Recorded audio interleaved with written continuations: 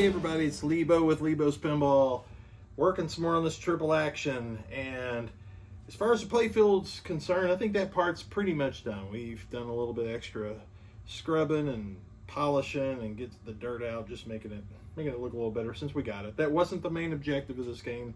Main objective is to try to get this thing working, and there's still a couple little bugs that want to keep popping back up. Right when I think I've got them solved, they kind of keep coming back up. But we're working through them and getting close to the finish line. Now, one thing I wanted to point out that I just noticed, this seems to be a new problem because I don't recall it doing this before.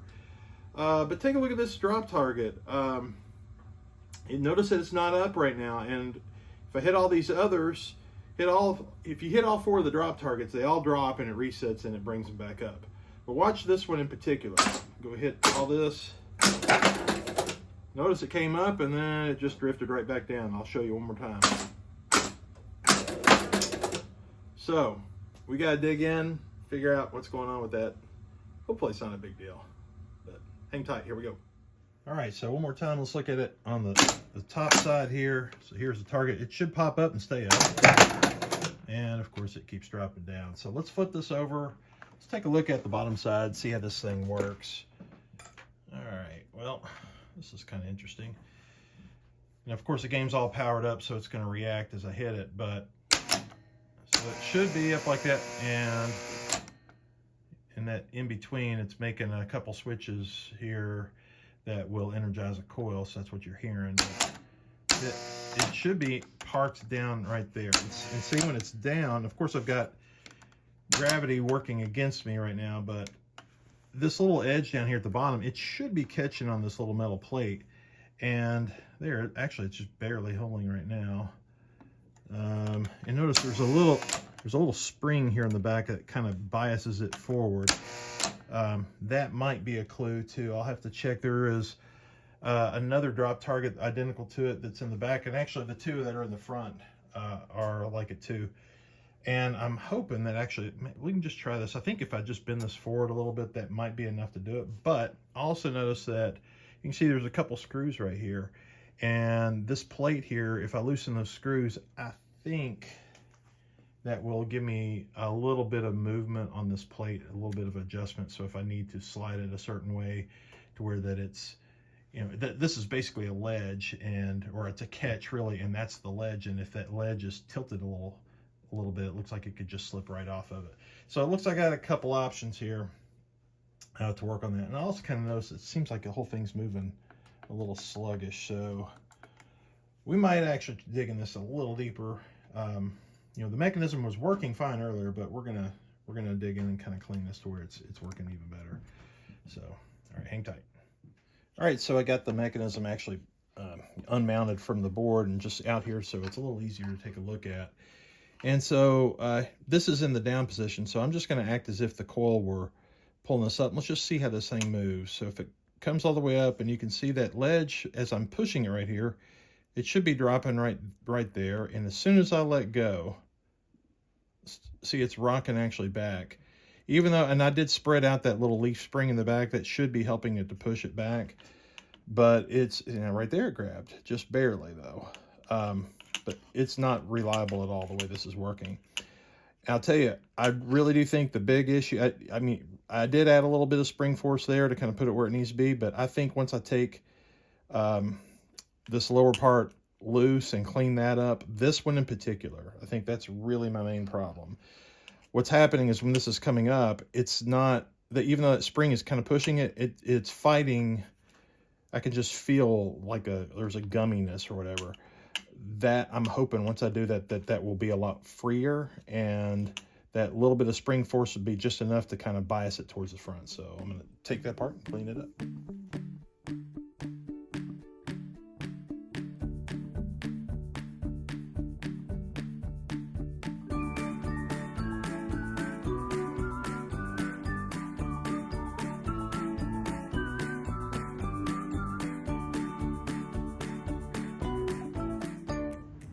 All right, so I got that all apart. I got the mechanism cleaned up, at least this part, this pivot point, this whole arm, the whole drop target, everything. Even this one piece, I did have to take this whole little bracket off to get that out, and that is adjustable, and I did adjust it so it kind of grabs the edge a little bit better. So, or at least I think it did. I may have to fool around with it, but let's just kind of check this out. So now it was definitely dirty, and it was really gummy, not wanting to move very freely. So now this comes up, and look, it's grabbing it just fine. So ball hits that, should drop it, reset, should throw it right back up. I think we got this one working fine. I'm gonna remount it in here and we'll go test it out for real. Okay, so I got it remounted. I got the playfield flip back over so we can test it. That's already a good sign that it's actually up here. So I'm gonna go ahead and hit these other drop targets. We're gonna hit this one, and we'll hit this last one here. Everything, it should drop and then pop back up. Let's check it out. Hey, we are back in business. All right, so that one is definitely good. So I think what I'm gonna do now, one other little very minor thing, let me just show this to you. This is a very minor thing, but since I'm kind of at this point, it should be easy to do. Now, right here, here's the power cord, and this particular one happens to be really, really short. I just happen to have some extras that I've picked up. You can pick them up at Lowe's, Home Depot, just a 15-foot 16 gauge grounded power cord for about 12 bucks. Not really much. It's worth cutting the end off and just putting in a proper cord. So I'm gonna go ahead and pull this board back out since I can get to it pretty easily, and we'll just go ahead and knock that out. All right, so here's the old cord. It's just kind of short. It's not a major deal. I don't like the way that it's mounted in here, so we're gonna swap this out. Here's a new one. I've already cut the end of it off, and we're gonna strip these wires, and it's just gonna be real simple. Put ground here, get the hot here, and the neutral here. So here we go.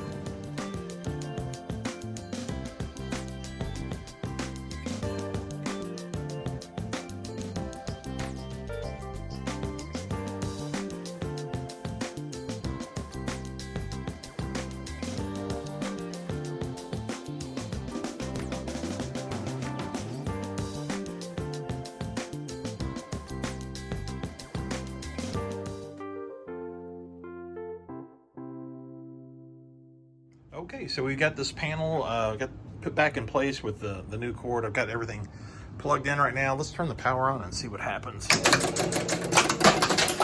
All right, well, looks like right now we need to, let's try reset. That's kind of a good sign. It stopped on 3 balls, which is what I expected to do, and it shot the ball over. Probably playing just right, at least for now.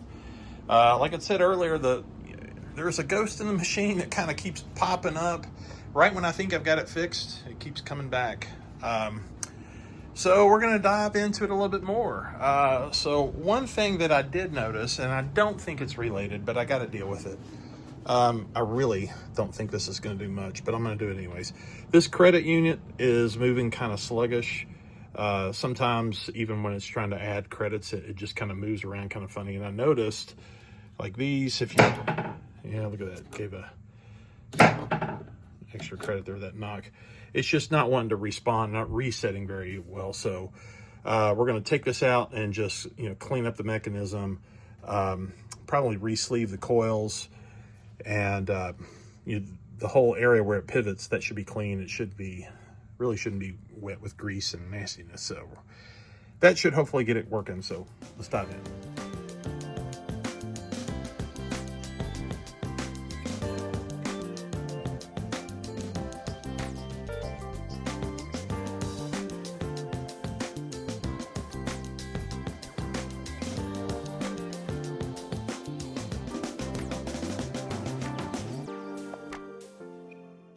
All right, so I got this whole piece out here, and actually it really came out pretty easily. Well, I say that, had to kind of pull a few things here to the side to get that out.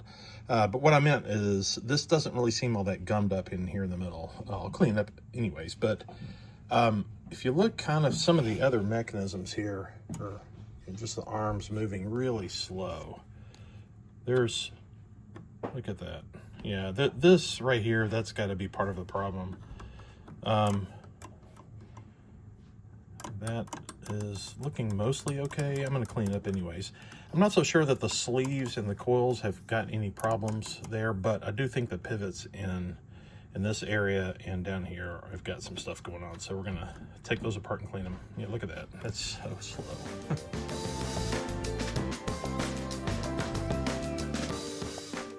All right, so here is that that part that was moving really sluggish, and I've already loosened this up a little bit. Basically, just took a little bit of rubbing alcohol and poured it down in here. And the reason that I have not taken this apart is because if you look at this real close, I don't think this comes apart. This looks like it's maybe staked in there. That's probably assembled that way where that's coming there, and that's just you know, a staking process is probably what's involved holding this all together. So unfortunately, that means I can't really get this apart to really get inside and just, you know, completely wipe it and clean it down. But what I can do, at least as an alternative, is just kind of keep submersing that with rubbing alcohol and just working that loose. And it's just kind of allowing all that stuff to kind of dissolve and rinse out. So it's actually, right now, it's moving really nice. And I want to make sure that this is going to continue to perform good. So rinse it a few more times, dry it off real good, check it out, and then we'll put it back in the game. All right, so I got the mechanism put back together, everything except for putting this, the actual, you know, scoring, whatever you call it, scoring wheel. Haven't put that back on just yet, but just to try to check things out to see how it's working. So if you remember, this was the part right down in here, the one that was really sluggish, and now it's, you know, it's, let's see if you can see it very well, but moving very freely. But more importantly, if I just actuate this, if I can here, okay, that went all the way to open up. That's the maximum number of credits, either that or maximum minimum. I think that's the max. And then stepping it down the other direction seems to be moving just fine. And so here it's going to get all the way down to the end right there where it's, yep, that's where it's hitting this part and opening those switches. That's the other thing to check here is the switches here, make sure that they're gapped right and making contact when they need to and opening when they need to. So that's all looking good. I'm going to put the wheel back on and we're going to test it out. Okay, so we got the credit wheel installed back onto the stepper unit, and I got the whole unit mounted back into the back box. Went ahead and turned the power on, but let's go around here to the other side and just kind of test things out. First of all, I'm going to show you, it says 3 credits. So I've actually got it set for a quarter. It gives you 2 plays, which is what it says up here. And we've got the lockout actually on this coil turned off here. So if you drop a coin in, currently it's not going to do anything. But just to test to make sure that the whole unit's working right, if a quarter were to hit either one of those switches, let's go ahead and do this one here. And we'll look up here and watch it. Okay, so it went up 2 credits, which is what we expected. And now let's check it for kind of decrementing credits. So if I were to start another game, it should take one of the credits away. And there it did. It dropped right down to 4, and we're on 3 balls. So, you know, it's working correctly right now. Like I said, there's still a ghost in the machine.